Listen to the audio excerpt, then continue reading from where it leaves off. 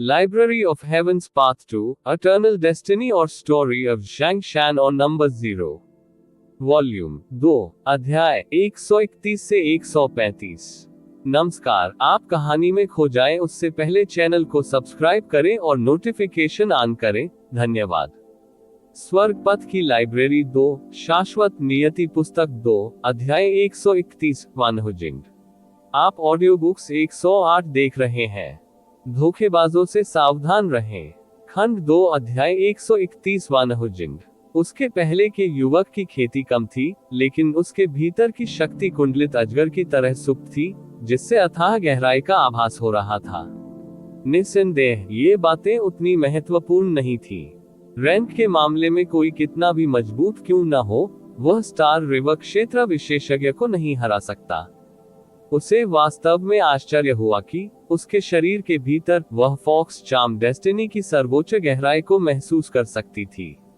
ज़ोई राजवंश में हर कोई जानता था कि उसने फॉक्स चार्म डेस्टिनी की खेती की थी, लेकिन कम ही लोग जानते थे कि इस तीसरे स्तर की नियति की कई शाखाएं थी। वह 8 प्रमुख शाखाओं में से एक आकर्षक पहलू शाखा से संबंधित थी। इस नियति की उत्पत्ति के रूप में क्विंक्यू पर्वत ने हमेशा एक कहावत पारित की थी, पहलू हड्डी जितना अच्छा नहीं है, हड्डी मुद्रा जितनी अच्छी नहीं है, मुद्रा हृदय जितनी अच्छी नहीं है, और हृदय उतना अच्छा नहीं है इच्छानुसार अच्छा। दूसरे शब्दों में, आकर्षक पहलू आकर्षक हड्डियों से हीन है, जो बदले में आकर्षक मुद्रा से हीन है, जो आकर्षक हृदय से हीन है, और आकर्षक हृदय आकर्षक इच्छा शक्ति से हीन है। फॉक्स चार्म सबसे महत्वपूर्ण चीज है इच्छा शक्ति, बाकी सब सहायक मात्र है। इस वजह से 8 शाखाओं में उसे अधिक महत्व नहीं दिया गया, जिसके कारण उसने दूर से शादी कर ली और 1 सदी तक बिना अधिक ध्यान दिए जीवन व्यतीत किया। उसने सोचा था कि वह अपना जीवन गुमनामी में बिताएगी और चीजों को बदलने का कोई मौका नहीं होगा, लेकिन अप्रत्याशित रूप से उसे इस व्यक्ति में सर्वोच्च गहराई का एहसास हुआ। ये फॉक्स चार्म डेस्टिनी की मूल शक्ति थी। पहले वह इसे सीखने के योग्य नहीं थी। वह इसे किसी बाहरी व्यक्ति से कैसे महसूस कर सकती है? ये फू यंगइंग होना चाहिए। उसने जल्दी से बगल वाली लड़की की ओर देखा। इस स्थिति का केवल एक ही मतलब हो सकता है, फू यंगइंग ने झांक जुबान पर फॉक्स चार्म क्षमता का इस्तेमाल किया था। वह इसे हल नहीं कर सका और इसीलिए उसे इसका एहसास हुआ। क्या ऐसा हो सकता है कि इस छोटी सी लड़की ने, जिसने केवल प्रथम श्रेणी की खेती की थी, सीमांत आकर्षक पहलू नहीं सीखा था, बल्कि इसके बजाय मुख्य आकर्षक इच्छा शक्ति सीखी थी। नियति के आकर्षक पहलू को विकसित करना और फिर आकर्षक इच्छा शक्ति को विकसित करने का प्रयास करना स्वर्ग में चढ़ने जितना ही कठिन होगा, लेकिन आकर्षक पहलू को एकीकृत करते हुए आकर्षक इच्छा शक्ति को विकसित करना अविश्वसनीय रूप से आसान होगा। ये भी सर्वोच्च गहराई का भयानक हिस्सा है। सभी 8 शाखाओं को एकीकृत किया जा सकता है और एक पूर्ण फॉक्स चार्म डेस्टिनी में एकजुट किया जा सकता है। अगर ऐसा है, तो न केवल फू परिवार मजबूत होगा, बल्कि भविष्य में उनके लिए किंक्यू पर्वत पर शासन करना असंभव नहीं होगा। जब वह चली गई तो उसके अनुभव को याद करते हुए कुलमाता की मुट्ठियां अनायास ही भिंच गईं। यह अपमान था, यह अनिच्छा थी। किंक्यू पर्वत ने अभी तक मुझे वापस लौटने की अनुमति नहीं दी है, इसलिए ऐसा लगता है कि किसी ने भी सर्वोच्च गहराई को नहीं समझा है। लेकिन अगर मेरे वंशजों में से एक सफल होता है, तो मेरी शाखा कैसे समृद्ध नहीं हो सकती? जब उसने पीछे मुड़कर फू यंगइंग की ओर देखा, तो उसके हाथ उत्साह से भिंच गए और उसके प्रति उसका स्नेह और भी बढ़ गया। हालांकि उसने केवल झांक जुबान की एक हल्की सी आभा को महसूस किया था, जिसके कारण वह इस विचारधारा की ओर अग्रसर हुई। ये सच था या नहीं, अभी और सत्यापन की आवश्यकता है। ठीक है। इसके साथ ही कुलमाता धीरे से अपनी आराम कुर्सी से उठ बैठी और हल्के से बोली। एक पल में आसपास का माहौल शांत हो गया। यहाँ तक कि फू परिवार के मुखिया ने भी एक शब्द भी कहने की हिम्मत नहीं की। खेती की प्रारंभिक और अंतिम अवस्थाएं होती हैं, जबकि कम उम्र में प्रसिद्धि प्राप्त करना निश्चित रूप से असाधारण प्रतिभा, स्थिर प्रगति को इंगित करता है, और स्थिरता के माध्यम से जीत हासिल करना आगे बढ़ने का दूसरा रास्ता नहीं हो सकता है। आखिर में कौन ताकतवर है और कौन कमजोर, कोई नहीं जानता। आखिरकार मौजूदा कम ताकत का मतलब यह नहीं है कि हमेशा ऐसा ही रहेगा। एक धीमा घोड़ा भी दौड़ पूरी कर सकता है अगर वह दृढ़ रहे। कुलमाता ने अपना हाथ लहराया। सब चुप हो गए। मास्टर बनने के लिए असाधारण प्रतिभा सिर्फ एक शर्त है, अधिक महत्वपूर्ण शर्त है दृढ़ता और प्रयास। इतिहास में बहुत कम सच्ची प्रतिभाएं शिखर तक पहुंची, और जो लोग शीर्ष पर थे वे अक्सर सबसे अधिक प्रतिभा वाले नहीं बल्कि सबसे कठिन परिश्रम करने वाले लोग थे। थोड़ी देर बाद फू परिवार के मुखिया ने हाथ जोड़कर कहा, क्या मैं पूछ सकता हूं कि हमारा मूल्यांकन कैसे किया जाएगा? कुलमाता, क्या आप किसी निष्कर्ष पर पहुंचे हैं? हम। कुलमाता सोच में पड़ गई और उसके बाद एक क्षण मंद मंद मुस्कुराया। चूंकि मूल्यांकन एक उत्तराधिकारी का चयन करना है, तो फॉक्स चार्म डेस्टिनी की समझ की ताकत सबसे महत्वपूर्ण कारक बन जाती है। इसलिए आपकी ताकत और आपके अनुयायियों की ताकत महत्वपूर्ण नहीं है। महत्वपूर्ण बात यह है कि क्या आप अपनी इच्छाएं संरेखित कर सकते हैं और मौन रूप से सहयोग कर सकते हैं। इस तरह किसी और परेशानी की कोई जरूरत नहीं है, बस सीधे 10,000 फॉक्सवेल में जाएं। 10,000 फॉक्स ठीक है। आप चाहते हैं कि हम शुरू से ही 10,000 फॉक्सवेल में प्रवेश करें। फू परिवार के मुखिया का चेहरा बदल गया और उसकी आंखों में झिझक की झलक दिखाई दी। क्या ये बहुत खतरनाक नहीं है? क्या हमें नहीं करना चाहिए? आखिरकार उनमें से कई लोगों का रुतबा ऊंचा है। अगर कुछ होता है तो मुझे डर है कि मैं इसे समझा नहीं पाऊंगा। मैं भी इसे धीमी गति से लेना चाहता था, लेकिन दिव्य डोमेन प्रवाहित प्रकाश वही है। समय किसी का इंतजार नहीं करता है। ठीक है, ये तय हो गया है। इसे जल्दी करो। कुलमाता ने अपना हाथ लहराया। हाँ। उसके दृढ़ संकल्प को देखकर फू परिवार के मुखिया ने अब कुछ नहीं कहा। 10,000 फॉक्सवेल क्या है? झांग जुबान ने हैरान होकर फू यंगइन की ओर देखते हुए पूछा। लड़की ने सिर हिलाया। मुझे भी यकीन नहीं है। सिर्फ वही नहीं, बल्कि उनके आसपास के सभी लोग भ्रमित दिख रहे थे। जाहिर है, ये पहली बार था जब उन्होंने इसके बारे में सुना था। उसी समय फू परिवार के मुखिया की आवाज गूंजी। मुझे लगता है कि हर कोई 10,000 फॉक्सवेल से अपरिचित है, इसलिए मैं समझाता हूँ। 10,000 फॉक्सवेल एक ऐसी जगह है जिसे हमने, फू परिवार ने, क्विंक्यू माउंटेन के 10,000 फॉक्स रिज की नकल के बाद बनाया है। इसमें कई जंगली हरी लोमड़ियां रहती हैं। प्रत्येक लोमड़ी के पास स्टार नदी क्षेत्र की ताकत होती है, जो लोगों को मारने और आकर्षित करने में सक्षम होती है। केवल इतना ही नहीं, बल्कि 10,000 फॉक्सवेल में एक ऐसी सरणी भी शामिल है जो दिमाग को प्रभावित करती है। एक बार प्रवेश करने के बाद इसके प्रभाव में आना आसान है। यदि आप अच्छा सहयोग नहीं करते हैं तो विश्वास का संकट पैदा हो जाएगा और चीजें और भी खतरनाक हो जाएंगी, संभवतः मृत्यु का कारण बन सकती हैं। इसलिए आप वहां जो कुछ भी देखें या सुने, उससे सावधान रहें। ये कहते हुए फू परिवार के मुखिया ने इधर उधर देखा। मैं बस इतना ही कहूंगा। यदि आपको लगता है कि यह बहुत खतरनाक है और आप प्रयास नहीं करना चाहते हैं, तो आप अभी पीछे हट सकते हैं।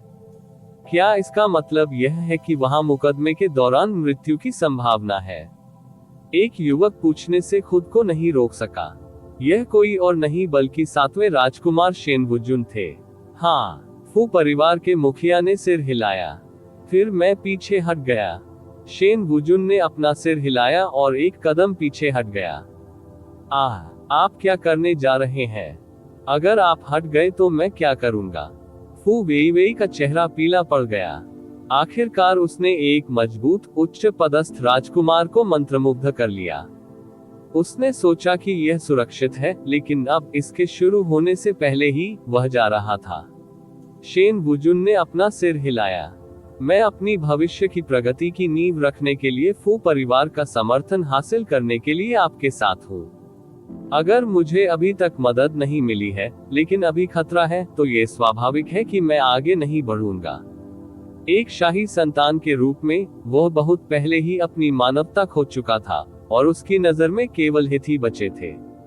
आप वास्तव में मुझे 10,000 फॉक्स वेल में प्रवेश करते, खतरे का सामना करते हुए और कुछ न करते हुए केवल देखते रहेंगे। क्या आप सचमुच इतने निर्दयी हैं, मुझे मुकदमे में असफल होने दे रहे हैं और मेरे लोगों द्वारा मेरा मजाक उड़ाया जा रहा है? फू वेईवेई ने दुखी दृष्टि से उसकी ओर देखा और एक पल में फॉक्स चार्म डेस्टिनी सक्रिय हो गई। नियति ऊर्जा की लहरें प्रवाहित हुई, जिससे उसे अपना पूरा आकर्षण मुक्त होने का मौका मिला। मैं शेन वुजुन का चेहरा लाल हो गया और वह विवादित लग रहा था। सातवें राजकुमार, तुम बहुत मजबूत हो, तुम निश्चित रूप से खतरे से नहीं डरते। इसके अलावा आप मुझे खुद को शर्मिंदा नहीं होने देंगे, है ना? फू वेईवेई ने मासूम आंखों से शेन वुजुन को घूरते हुए एक कदम आगे बढ़ाया। अच्छी तरह से ठीक है, हम साथ चलेंगे। मैं तुम्हें अकेले खतरे का सामना कैसे करने दे सकता हूँ? अंदर से नर्म होते हुए शेन वुजुन ने जल्दी से कहा, मैं जानता था कि तुम सर्वश्रेष्ठ हो। फू वेईवेई ने उत्साह से सिर हिलाया, साथ ही राहत महसूस की।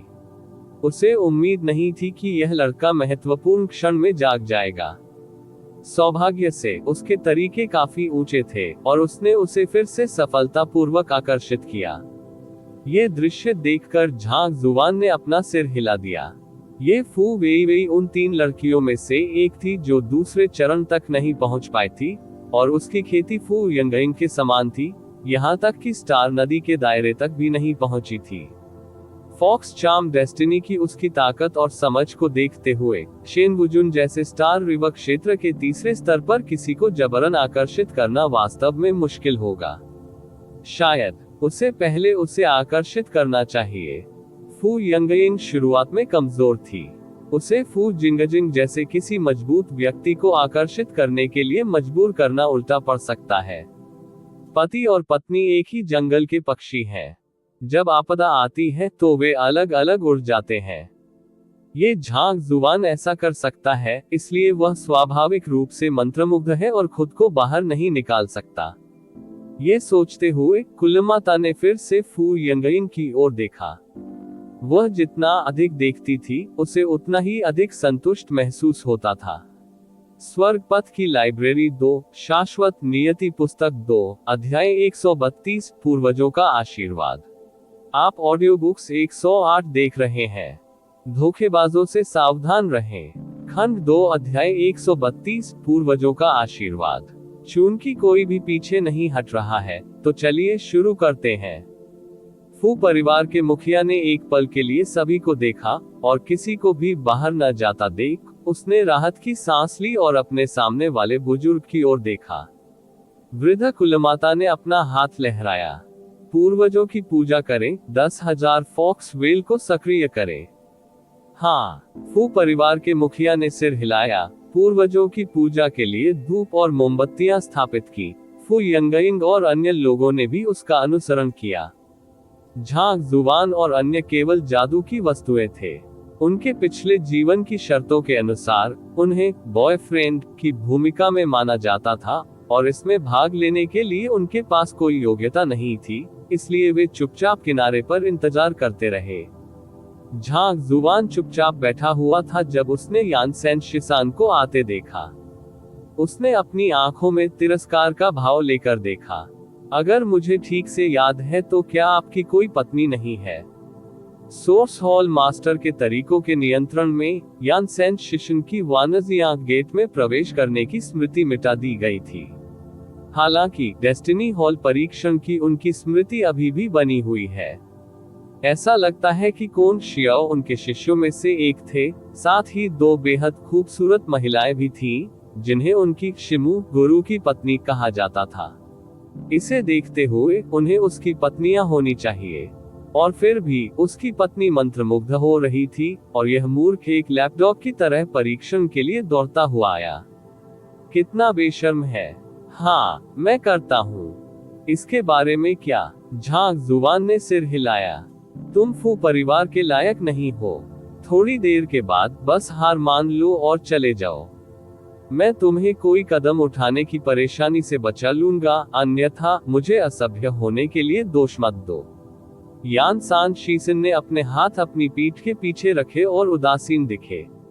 अभद्र, झांग जुबान ने अपना सिर हिलाया। वह अभी कुछ कहने ही वाला था कि सामने से उसे ढोल की आवाज सुनाई दी। उसने नजर उठाई तो पाया कि पितृ पूजा अपने अंतिम चरण में पहुंच चुकी थी। आगे की पुश्तैनी गोलियां अचानक एक सुर में हिलने लगी। एक पल में नियति ऊर्जा के अनगिनत तार शून्य से खींचे गए और गोलियों के चारों ओर घूमते भटकते रहे। ये पूर्वजों का आशीर्वाद था, जो केवल पूर्वजों की पूजा के माध्यम से ही प्राप्त किया जा सकता था। बड़े परिवारों या संप्रदायों में हर कोई आमतौर पर एक ही प्रकार की नियति विकसित करता है। हालांकि खेती करने वालों का निधन हो गया है, लेकिन नियति के बारे में उनकी समझ अभी भी गोलियों में मौजूद है। पूर्वजों की पूजा के माध्यम से ये शक्ति वंशजों के पोषण के लिए जारी की जाती है। वंशजों की प्रतिभा जितनी अधिक होगी, वे उतनी ही अधिक भाग्य ऊर्जा को अवशोषित कर सकते हैं। वृद्ध कुलमाता ने जानबूझकर पूर्वजों की पूजा का प्रस्ताव रखा, आंशिक रूप से पूर्वजों की आत्माओं को सांत्वना देने के लिए और आंशिक रूप से ये देखने के लिए कि फू यंगइन की क्षमता कितनी महान थी। ऐसा लगता है कि यह नियति ऊर्जा को अवशोषित करना शुरू कर रहा है। मैं देखना चाहता हूं कि वह कितना अवशोषित कर सकती है। वृद्ध कुलमाता आगे की गोलियों पर ध्यान केंद्रित करते हुए थोड़ा मुस्कुराई। उसकी ताकत कमजोर नहीं थी, लेकिन फिर भी वह शून्य में बहती नियति ऊर्जा को नहीं देख सकी। हालांकि जब तक वह गोलियां देखती रही, उसे अभी भी संकेत मिल रहा था कि क्या हो रहा था। वंशजों ने जितना अधिक आत्मसात किया, उन्हें उतना ही अधिक आशीर्वाद प्राप्त हुआ। यदि वे गोलियों को हिला सकें, तो इससे पता चलेगा कि पूर्वजों ने उनकी प्रतिभा को पूरी तरह से पहचान लिया था। उम्मीद है इस बार वे सफल होंगे। जब वृद्ध कुलमाता गोलियों को देख रही थी, झांग जुबान ने उत्साहित महसूस करते हुए आकाश में विशाल भाग्य ऊर्जा पर ध्यान केंद्रित किया।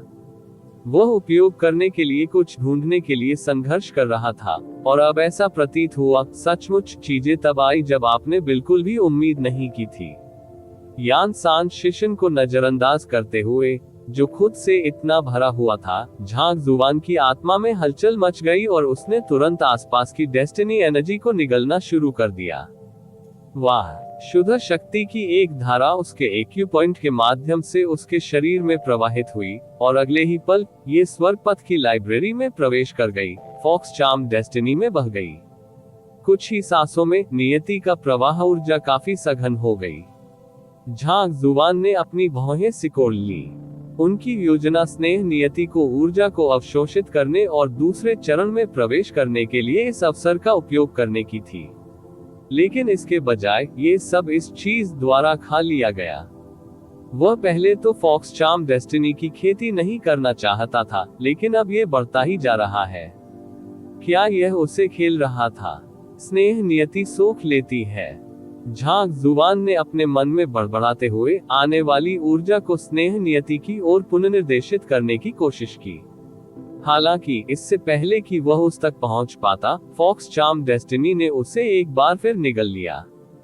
इस समय फॉक्स चार्म डेस्टिनी एक स्पंज की तरह लग रही थी, जो पानी को बुरी तरह से सोख रहा था, एक भी बूंद पीछे नहीं छोड़ रहा था।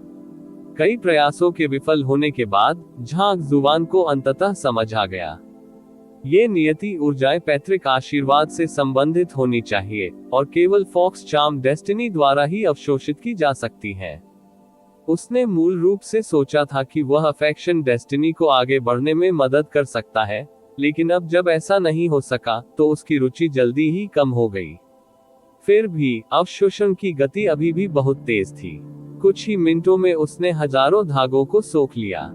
इस बीच फू यंगइंग, फू किंग, फू जिंगजिंग और अन्य ने संयुक्त रूप से केवल 200 से भी कम स्ट्रैंड को अवशोषित किया था।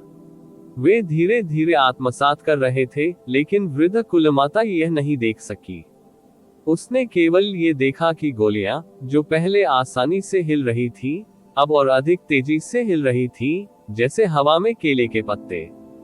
अच्छा। उत्साहित होकर वृद्ध कुलमाता का चेहरा लाल हो गया और लगभग जोर से हंसने लगी। पहले उसे केवल संदेह था, लेकिन अब वह 100% निश्चित थी। केवल फॉक्स चार्म डेस्टिनी की सर्वोच्च गहराई ही इतनी तेजी से ऊर्जा को अवशोषित कर सकती है। फू यंगयिंग सचमुच असाधारण थी। ठीक है, पूर्वजों की पूजा यही समाप्त होती है। ये देखकर कि गोलियां जोर जोर से हिल रही थी और अगर वे जारी रही तो फट सकती थी, वृद्ध कुलमाता ने अपना हाथ हिलाया।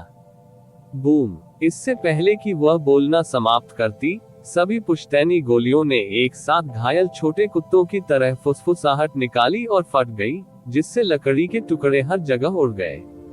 उद्धरण चिन्ह प्रश्नवाचक चिन्ह प्रश्नवाचक चिन्ह प्रश्नवाचक चिन्ह उद्धरण चिन्ह। वृद्ध कुलमाता ने अविश्वास से आंखें झपकाईं। यहाँ तक कि पुश्तैनी गोलियां भी अवशोषण का सामना नहीं कर सकी। क्या सर्वोच्च गहराई वास्तव में इतनी भयानक थी? कुलमाता फू परिवार का मुखिया भी स्तब्ध रह गया।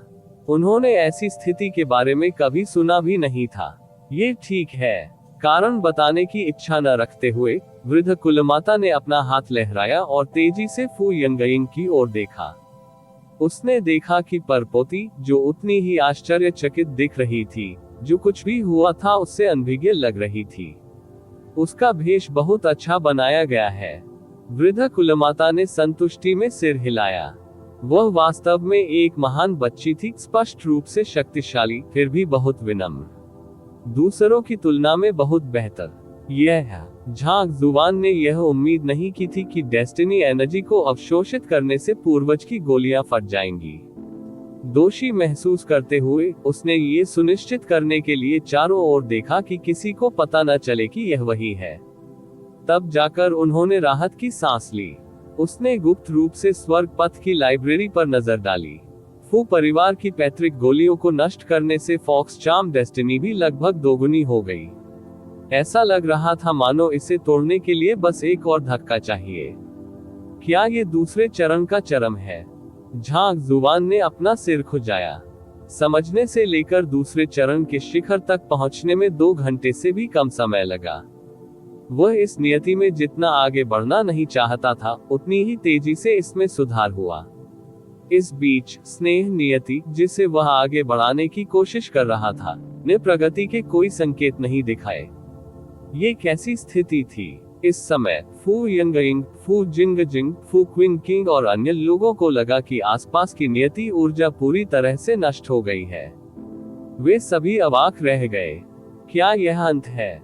उन्हें उम्मीद थी कि पैतृक आशीर्वाद कुछ महान लाएगा, लेकिन इसके बजाय यह एक बड़ी निराशा थी। स्वर्ग पथ की लाइब्रेरी 2, शाश्वत नियति पुस्तक 2, अध्याय 133, गिरते मोती। आप ऑडियो बुक्स 108 देख रहे हैं। धोखेबाजों से सावधान रहें। खंड 2, अध्याय 133, गिरते मोती। इसे भूल जाओ। डेस्टिनी में मेरी प्रगति के साथ फॉक्स चार्म तकनीक के बारे में मेरी समझ काफी बढ़ गई है। अगर मैं फू यंगयिंग को सिखाता हूं तो उसके लिए इसमें सफल होना आसान हो जाएगा। जब तक प्रगति है, ये हमेशा अच्छी बात है। एक पल के लिए परेशान होने के बाद झांग जुबान ने सोचना बंद कर दिया। इसके अलावा सोचने के लिए ज्यादा समय नहीं था, क्योंकि पूर्वज पूजा समारोह पूरा हो चुका था और वान फॉक्स वेल जल्द ही खुल जाएगा। ये वान फॉक्स वेल है। फू परिवार के मुखिया ने एक कदम आगे बढ़ाया, धीरे से पकड़ लिया और आंगन में एक पानी का कुआं सबके सामने आ गया। ये वान फॉक्स वेल है। ये बहुत छोटा है। अंदर क्या खतरा हो सकता है? क्या परिवार के मुखिया का मतलब है? अंदर स्रोत जानवर हैं। हर कोई असमंजस की स्थिति में दिख रहा था।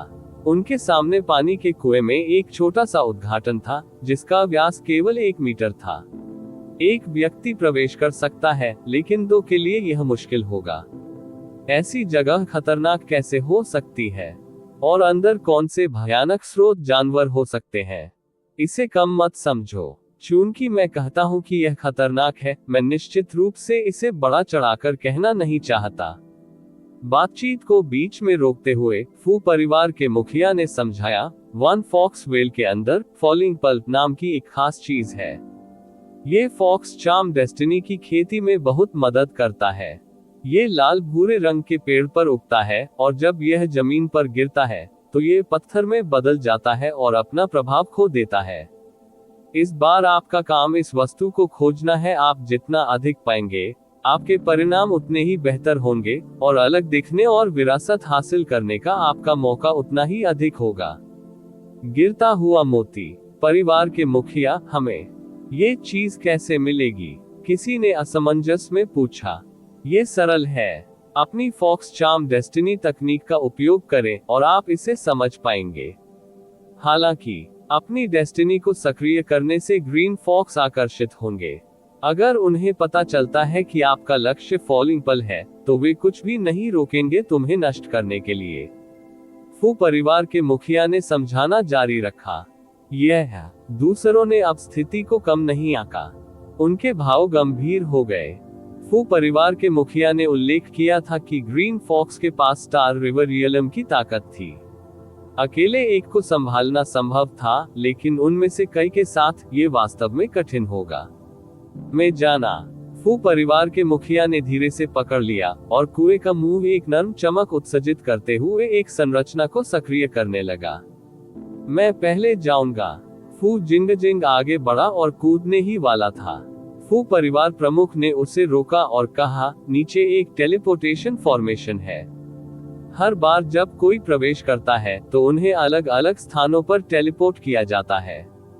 एक समूह के रूप में अलग होने से बचने के लिए आपको एक साथ प्रवेश करना होगा। एक साथ प्रवेश करें। फू जिंग ने अपनी भौहें सिकोड़ ली। हाँ, फू परिवार के मुखिया ने सिर हिलाया। ठीक है। फू जिंग ने यान सान शिसान की ओर देखा, जो झांग जुवान को डांटने के लिए समय न बचाकर तेजी से आगे बढ़ गया। कुएं का द्वार संकरा था, इसलिए उन्हें एक साथ प्रवेश करने के लिए करीब जाना पड़ा। यान सैन शिशन ने उत्साहित और उत्सुक होकर फू जिंग की कमर के चारों ओर अपना हाथ लपेटा और कुएं में छलांग लगा दी। प्रकाश की एक झलक में दोनों दृश्य से ओझल हो गए। इसके बाद फू क्विंग किंग और सू मिंगजे ने प्रवेश किया। फू वेई और सातवें राजकुमार शेन वुजुन ने पीछा किया। जल्द ही झांग जुवान की बारी थी। चल दर। फू यंगइंग का चेहरा सेब की तरह लाल हो गया। मम। झांग जुवान ने सिर हिलाया, उसके पास गया और बस ये सोचने ही वाला था कि आगे कैसे बढ़ना है, तभी उसे अपनी कमर के चारों ओर एक मजबूत पकड़ महसूस हुई। लड़की ने अपनी बाहें उसके चारों ओर लपेट ली थी और वह अपनी छाती पर गर्माहट और कोमलता महसूस कर सकता था। वह मेरा फायदा उठा रही है। गुस्से में झांग जुवान अप्रसन्न दिखाई दिया। क्षमा करें, मुझे बस वान फॉक्स वेल में जाना है। हमारे आने के बाद मैं जाने दूंगा। फू यंगइंग ने समझाने के लिए तुरंत अपनी आवाज धीमी कर ली, ये जानते हुए कि इसमें जितना अधिक समय लगेगा, उसे उससे उतने ही अधिक फायदे मिलेंगे। झांग जुवान ने शब्दों को बर्बाद करने की जहमत नहीं उठाई। उसने हल्की सी छलांग लगाए और प्रकाश की चमक के साथ वह भी गायब हो गया। ये झांग जुवान वास्तव में फू यंगइंग के आकर्षण में फंस गया है, लेकिन मुझे लगता है कि वह कुछ हद तक अनिच्छुक है। वृद्ध कुलमाता ने इस दृश्य को अविश्वास से देखा। आमतौर पर जो कोई मंत्रमुग्ध था वह उत्सुकता से देवी के करीब रहना चाहता था, लेकिन झांग जुवान बिल्कुल भी उत्साहित नहीं लगती थी। वास्तव में वह इसका विरोध करता दिख रहा था, जिससे वह पूरी तरह भ्रमित हो गई।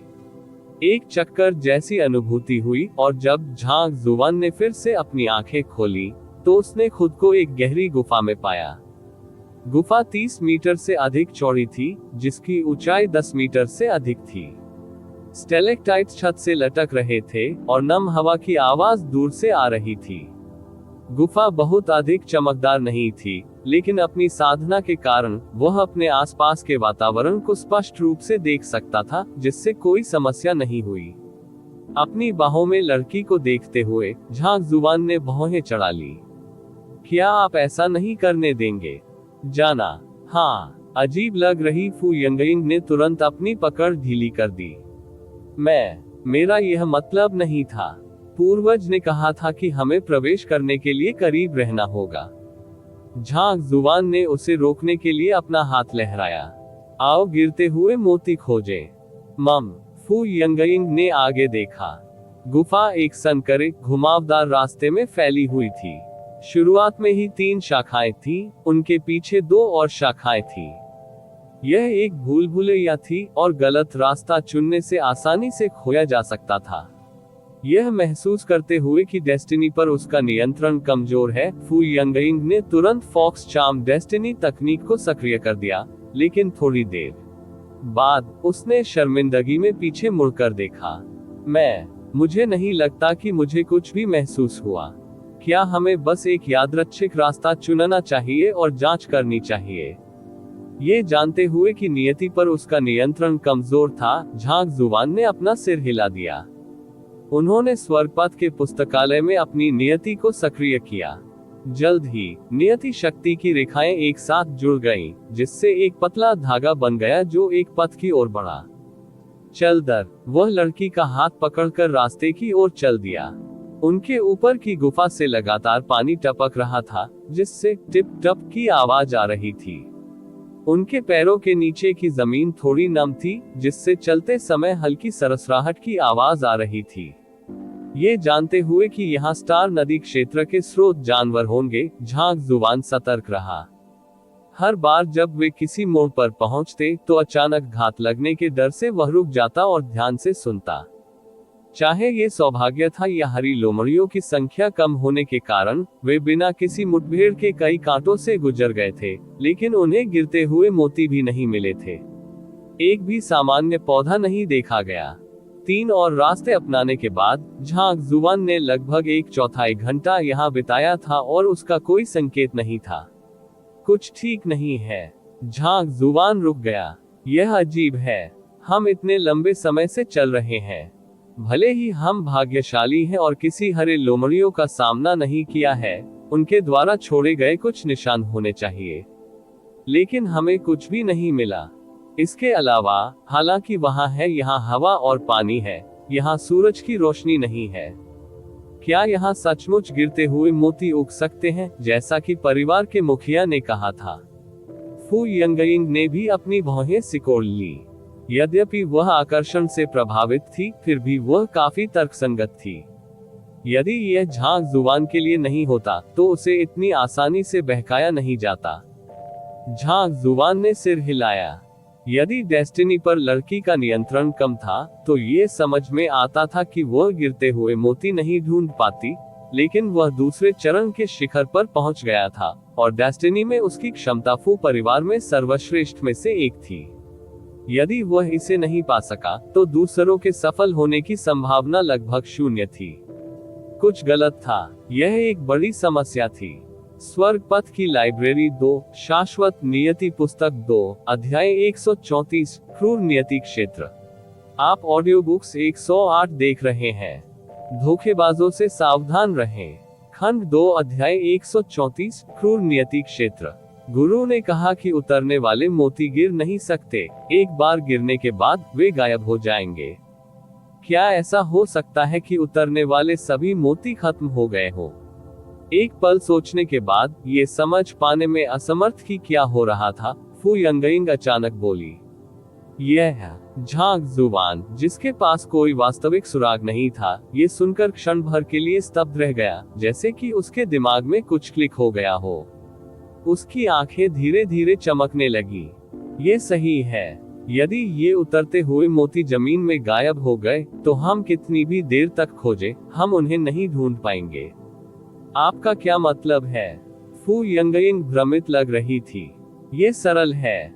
बिना समझाए, झांग जुवान गुफा की चट्टानी दीवार की ओर आगे बढ़ गया।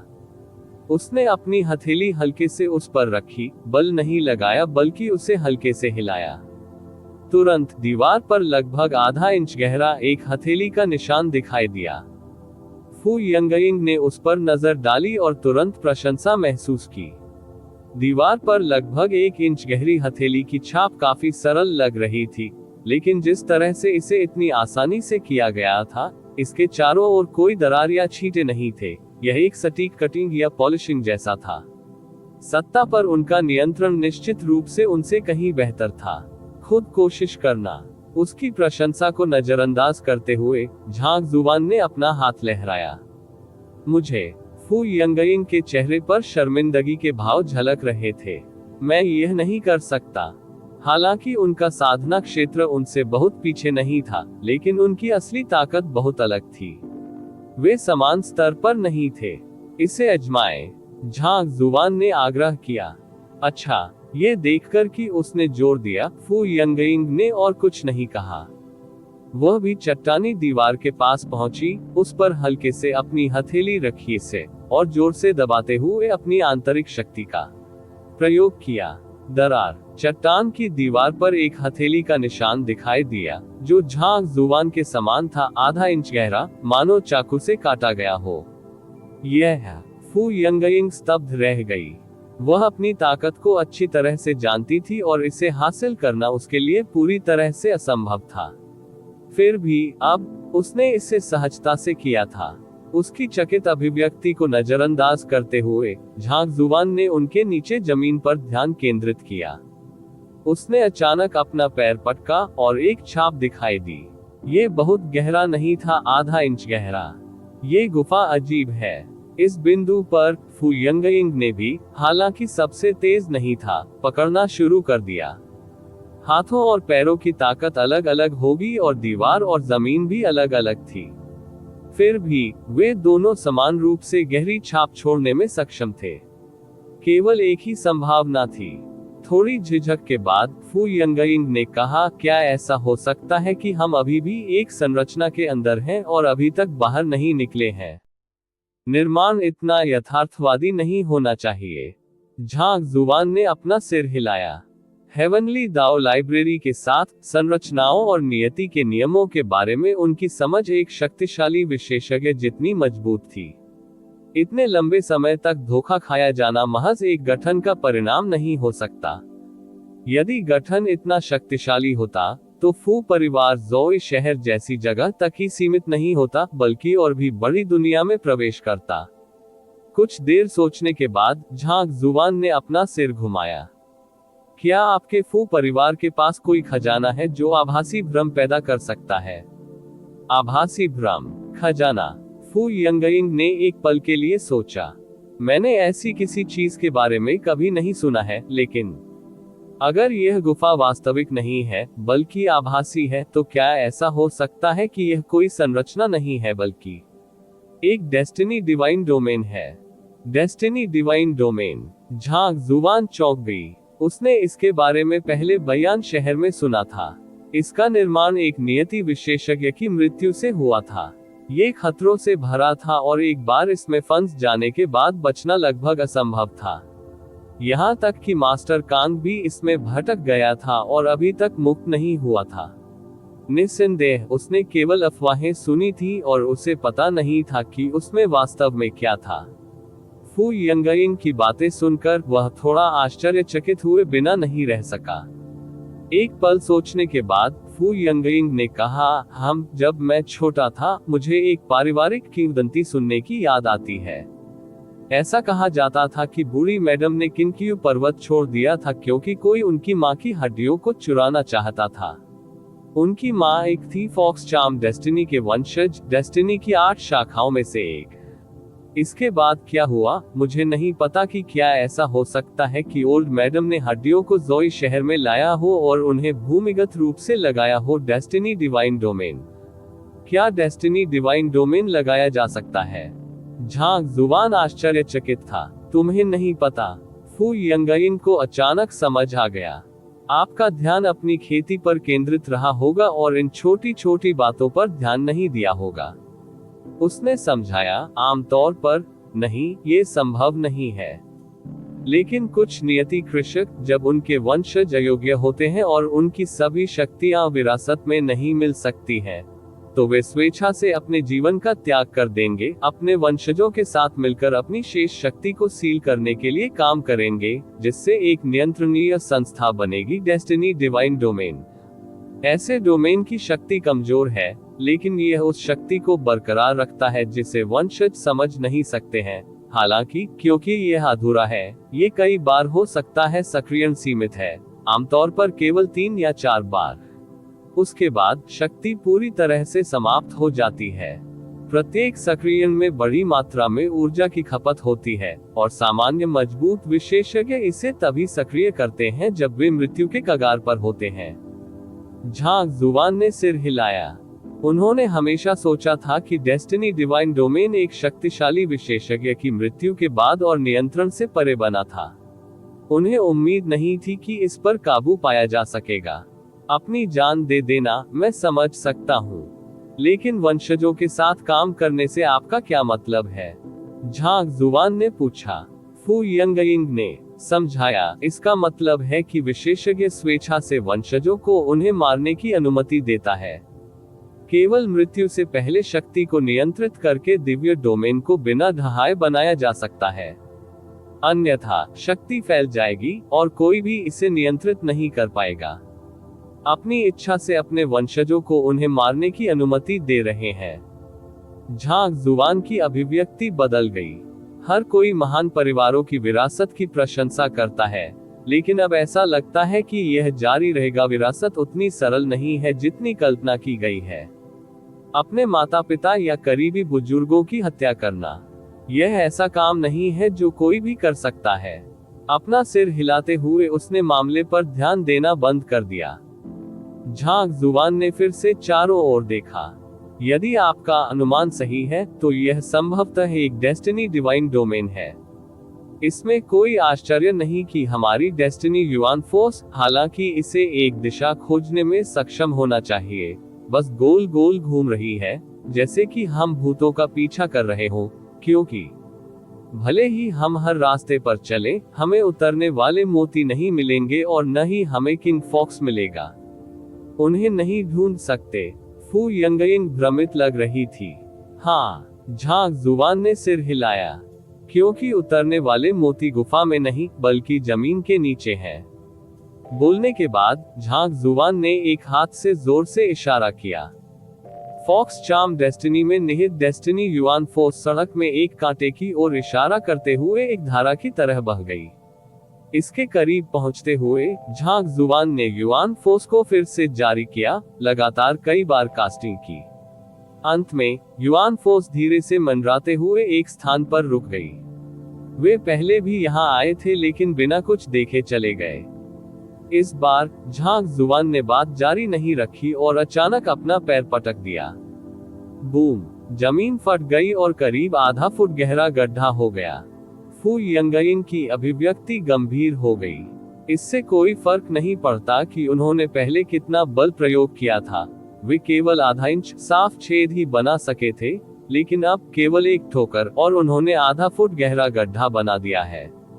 स्पष्ट रूप से यहाँ की जमीन पूरी तरह से अलग थी जहाँ वे पहले थे। स्वर्ग पथ की लाइब्रेरी 2, शाश्वत नियति पुस्तक 2, अध्याय 135, लैंडिंग मन का ढूंढना। आप ऑडियो बुक्स 108 देख रहे हैं। धोखेबाजों से सावधान रहें। खंड 2, अध्याय 135, लैंडिंग मन का ढूंढना। उसके सदमे को नजरअंदाज करते हुए झांग जुवान ने अपनी उंगलियों से एक तलवार बनाए और उसे गहरे गड्ढे की ओर इशारा किया। लगातार 3 बार से पत्थर उड़ गए और आधा फुट गहरा गड्ढा 1 मीटर से भी ज्यादा गहरा हो गया। इसमें कूदते हुए उन्होंने फॉक्स चार्म डेस्टिनी तकनीक को सक्रिय किया।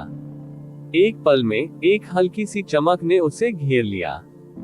जल्दी अंदर आओ, झांग जुवान चिल्लाया और फू यंगयिंग तेजी से उसके पास आए। उसने उसे फिर से पकड़ लिया और अगले ही पल प्रकाश की एक चमक दिखाई दी और वे दोनों एक साथ गायब हो गए। जब वे पुनः प्रकट हुए तो वह दूसरी गुफा में था। हालांकि ये पिछले वाले से स्पष्ट रूप से भिन्न था। सूरज की रोशनी कभी कभी छत में पत्थर की दरारों से होकर गुजरती थी और हवा में हल्की ठंडक होती थी। फू यंगयिंग ने फॉक्स चार्म डेस्टिनी क्षमता को सक्रिय किया। स्वर्ग की भाग्य ऊर्जा की एक पतली परत तुरंत दूर तक फैल गई। मैं इसे समझ सकता हूँ। जैसे ही वह बोलने ही वाली थी, लड़की की आंखें झांग जुवान की ओर देखने के लिए चमक उठी। उसने झांग जुवान की भौहें अचानक ऊपर उठती देखी। अच्छा नहीं है, उसने जल्दी से उसे किनारे खींचते हुए कहा।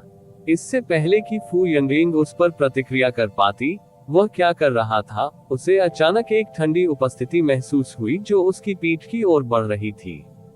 उसी समय 2 मीटर से अधिक लंबी एक लोमड़ी कहीं से प्रकट हुई और युवक की ओर लपकी। झांग जुबान पीछे नहीं हटी। इसके बजाय उसने एक मुक्का मारा। टकराना। दीवार से टकराने से पहले लोमड़ी हवा में उछलती हुई 10 मीटर तक गिरती चली गई। मुड़ने और उदास गुफा में गायब होने से पहले इसने डर के साथ झांग जुबान को देखा। फू यंगइंग ने प्रशंसा से उसकी ओर देखा। यदि अभी वह न होता तो शायद वह गंभीर रूप से घायल हो गई होती। लोमड़ी की ताकत पहले ही स्टार रिवर फर्स्ट लेवल तक पहुंच चुकी थी और युद्ध क्षमता के मामले में वह सु यूनजे से कहीं अधिक मजबूत थी। फिर भी उसे एक ही मुक्के से खदेड़ दिया गया। झांग जुबान की ताकत स्पष्ट रूप से उससे कहीं अधिक बढ़ गई थी जब उसने ली युआन को मार डाला था। नियति शक्तियों का लापरवाही से उपयोग न करें, अन्यथा गिरे हुए पृथ्वी मोती को खोजने से पहले लोमड़ी हमारी ओर आकर्षित हो सकती है। फू यंगइंग की प्रशंसा को नजरअंदाज करते हुए झांग हुआन ने भौहें चढ़ा दी और त्वरित चेतावनी दी। समझ गया। फू यंगइंग ने अपनी गर्दन सिकोड़कर उस दिशा की ओर देखा जिस दिशा में लोमड़ी गई थी। क्या हमें इसका पालन करना चाहिए? परिवार के मुखिया ने कहा कि लोमड़ी को गिरे हुए पृथ्वी मोती में दिलचस्पी है। वह शायद उस दिशा में जा रही है जहां खजाना छिपा है। चलो विपरीत दिशा में चलते हैं। झांग जुबान ने अपना सिर हिलाया। विपरीत तरीका। फू यंगइंग भ्रमित थी। लोमड़ी ने जिस दिशा को छोड़ा था, ऐसा लग रहा था कि खजाना वहीं हो सकता है। वे विपरीत रास्ते पर क्यों जाएंगे? इससे पहले कि वह अपना विचार पूरा कर पाती, वह अचानक समझा और झांग जुबान को अविश्वास से देखा। तुम्हारा मतलब है, ये लोमड़ी हमें गिरे हुए पृथ्वी मोती से दूर ले जाने की कोशिश कर रही है? बिल्कुल नहीं। झांग जुबान ने अपना सिर हिलाया। जब लोमड़ी का वार चूक गया तो वह तुरंत पीछे हट गई। अगर मैं सही हूं तो उसने या तो घात लगा रखा है या जहां वह है वहां जाल बिछा रखा है। अगर हम उसका पीछा करते हैं तो हम निष्क्रिय स्थिति में आ सकते हैं। ऐसा करना बेहतर है। इसके विपरीत, यदि लोमड़ी हमारा पीछा करती है तो हम स्थिति को बदल सकते हैं और पहल कर सकते हैं। अब मैं समझ गया। फू यंगइंग तुरंत समझ गई। दोनों मुड़े और एक अलग रास्ते पर चले। 2 चौराहों से गुजरते हुए झांग जुबान ने धीरे से उसे एक चट्टान के पीछे खींच लिया जहां वे चुपचाप इंतजार कर रहे थे। गुफा एकदम शांत थी। फू यंगइंग अपने बगल वाले युवक की धीमी दिल की धड़कन, साथ ही उसकी गर्मी को स्पष्ट रूप से सुन सकती थी। उसका चेहरा गुलाबी हो गया और एक पल के लिए उसने सोचा कि काश ये समय हमेशा के लिए बना रहे। लेकिन वह विचार अधिक समय तक नहीं चल सका। कदमों की आवाज उस दिशा से आ रही थी जिस दिशा से वे अभी गुजरे थे, और पहले से कहीं ज्यादा कदमों की आवाज थी। फू यंगइंग ने पत्थर की दरार से झांका और उसकी पुतलियां आश्चर्य से सिकुड़ गईं। जिस लोमड़ी को उन्होंने पहले देखा था वह वास्तव में उनका पीछा कर रही थी, और तो और 2 अन्य पहले से भी बड़े पीछे चल रहे थे। उन्होंने कहीं अधिक मजबूत आभा प्रदर्शित की और बिना जांचे भी फू यंगइंग को पता था कि वे पहली लोमड़ी से अधिक मजबूत थे। ऐसा लगा कि बाकी लोग सही थे। ये दोनों उसी स्थान पर छिपे होंगे जहां लोमड़ी थी। यदि उन्होंने पहले पीछा किया होता तो संभवतः उन पर घात लगाकर हमला किया गया होता। उसका दिल तेजी से धड़कने लगा और वह सहजता से करीब आ गई। फिर एक विचार संदेश भेजा। काय करते, पहली लोमड़ी पहले से ही स्टार रिवर फर्स्ट लेवल पर थी। ये दोनों निश्चित रूप से मजबूत होंगे। हालांकि झांग जुबान शक्तिशाली था, फिर भी वह अभी तक सफल नहीं हुआ था। यदि 3 स्टार नदी स्तर के जानवरों ने हमला किया तो वह अपना बचाव करने में सक्षम नहीं हो सकता है। जैसे ही वह तनावग्रस्त महसूस कर रही थी, झांग जुबान की गहरी आवाज उसके कान में पड़ी। यहाँ रुको और प्रतीक्षा करो। इससे पहले कि वह जवाब दे पाती, उसका चित्र उसकी नजरों से ओझल हो चुका था। 3 स्रोत जानवरों की भारी ताकत के बावजूद झांग जुबान पहल करने से डरता नहीं था। फू यंगइंग घबराहट में घूरने लगी। गुफा के अंदर झांक जुबान एक मूर्ति की तरह खड़ा था। एक मूके ने पहली लोमड़ी को उड़ा दिया, फिर दूसरे मूके ने दूसरी को नीचे गिरा दिया और तीसरे मूके से आखिरी लोमड़ी गिर गई। फू यंगयिंग की आंखें अविश्वास से चौड़ी हो गईं। उसने सोचा था कि उसके और झांक जुबान के बीच का अंतर इतना बड़ा नहीं था और थोड़े प्रयास से वह इसे पूरा कर सकती थी। लेकिन अब उसे एहसास हुआ कि वह विचार कितना भोला था। यह सिर्फ एक अंतर नहीं था, यह एक खाई थी। 3 स्टार रिवर रियलम जानवरों को हराने के लिए 3 घूसे। यह ताकत कुछ ऐसी थी कि एक सामान्य star river second level cultivator भी इसकी बराबरी नहीं कर सकता था। एक पीक धर्म एस्पेक्ट रियलम कल्टीवेटर के पास 999 अश्वशक्ति होनी चाहिए, लेकिन झांक जुबान ने ये कैसे किया?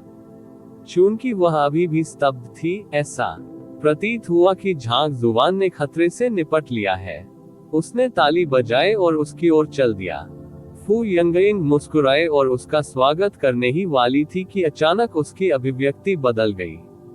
सावधान रहें, उनमें अभी भी लड़ने की ताकत है।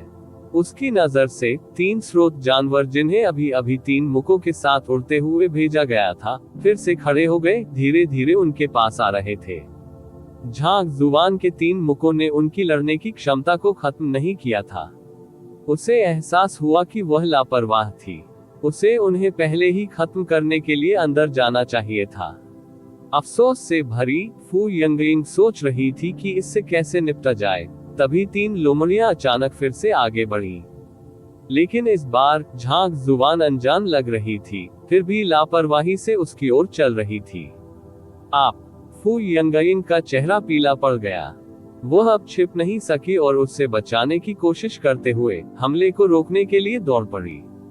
लेकिन जैसे जैसे वह पास आए, उसने देखा कि एक समय की खूंखार लोमड़ियां अब बिल्ली के बच्चों की तरह विनम्र व्यवहार कर रही थी, अपनी बड़ी बड़ी पूंछें हिला रही थी और आकर्षक लग रही थी।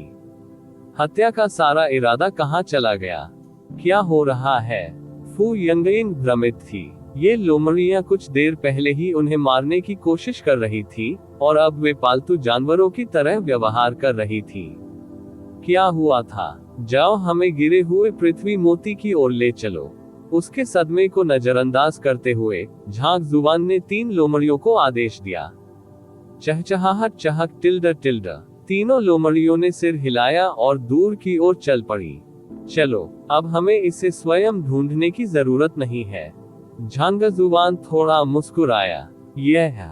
फू यंगयिंग ने पलकें झपकाई, अभी भी पूरी तरह समझ नहीं पाया कि अभी क्या हुआ था। क्या उसने उन्हें वश में किया था? क्या ये सचमुच इतना आसान था? क्या ऐसा हो सकता है कि उसकी फॉक्स चार्म क्षमता न केवल लोगों पर बल्कि जानवरों पर भी काम करती हो? उसके विचारों से अनभिज्ञ झांक जुबान 3 लोमड़ियों के पीछे चली, उसे कई रास्तों से गुजरते हुए तब तक ले गई जब तक कि वे थोड़ी बड़ी गुफा तक नहीं पहुंच गई। गुफा घास से भरी हुई थी और कोने में एक छोटा लाल रंग का पेड़ खड़ा था, जिस पर 2 पिंग पोंग बॉल के आकार के फल लटक रहे थे। फल लाल रंग के साथ सफेद थे और दूर से भी मीठी सुगंध उन्हें अफीम की तरह मादक महसूस करा रही थी। इस फल में कुछ ऐसा है जो दिमाग को सुन्न कर सकता है। झांक जुबान को एहसास हुआ। इसमें कोई आश्चर्य नहीं कि परिवार के मुखिया ने कहा कि फॉलन अर्थ पल फॉक्स चार्म डेस्टिनी की खेती के लिए उपयोगी था। अब यह स्पष्ट था कि फल में एक ऐसा पदार्थ था जो मतिभ्रम पैदा कर सकता था और इसके सेवन से आकर्षण क्षमता में काफी वृद्धि होगी। आगे बढ़ो और इसे उठाओ। झांक जुबान ने फू यंगयिंग की ओर रुख किया। यह उसकी परीक्षा थी और यदि वह विरासत अर्जित करना चाहती थी तो उसे यह स्वयं करना था। ठीक है। फू यंगयिंग तेजी से आगे बढ़ी और एक फल लेने के लिए आगे बढ़ी। उसने चुपचाप लोमड़ियों को देखा। जब वे क्रोधित नहीं हुई तो राहत महसूस की, फिर अपनी हथेली फल पर रख दी। आह! जैसे ही वह थोड़ा हिली, उसका चेहरा लाल हो गया। ऐसा लग रहा था जैसे उसने बहुत ज्यादा शराब पी रखी हो। क्या ये है? क्या मुझे नशा मिला? उसने उम्मीद नहीं की थी कि सिर्फ फल को छूने से इतना असर होगा। फू यंगयिंग, एक चरम धर्म पहलू साधक, चकित लग रहा था। झांग जुबान मदद के लिए आगे बढ़ने ही वाला था कि उसने देखा कि उसकी नजरें उसकी ओर घूम रही थी, उसका चेहरा तमतमा गया था। अगले ही पल, उसका हल्का लबादा जमीन पर फिसल गया, जिससे उसका सुडौल आकर्षक शरीर प्रकट हो गया। झांग जुबान, उसने अपने लाल होंठ चबाए, उसकी आंखें मिठास से भर गईं। फू यंगयिंग पहले से ही बहुत सुंदर थी, और अब इन हाव भावों के साथ उसके पतले शरीर और कोमल शब्दों ने उसके आकर्षण को और बढ़ा दिया। झांग जुबान उसके फिगर की प्रशंसा किए बिना नहीं रह सकी। हर कोण से इसका एक शक्तिशाली दृश्य प्रभाव था। सब कुछ पूर्णतः आनुपातिक था, न बहुत अधिक न बहुत कम। एक लंबे विराम के बाद झांग जुबान ने संतुष्टि में सिर हिलाया। बुरा नहीं, ये पोज बहुत आकर्षक है। ये पहले से कहीं बेहतर है। इसे जारी रखो। उद्धरण चिन्ह प्रश्नवाचक चिन्ह प्रश्नवाचक चिन्ह प्रश्नवाचक चिन्ह उद्धरण चिन्ह। फू यंगयिंग स्तब्ध रह गई। इस तरह के और अपडेट के लिए कृपया हमारे चैनल ऑडियो बुक्स 108 को सब्सक्राइब करें और नोटिफिकेशन सक्षम करें। धन्यवाद।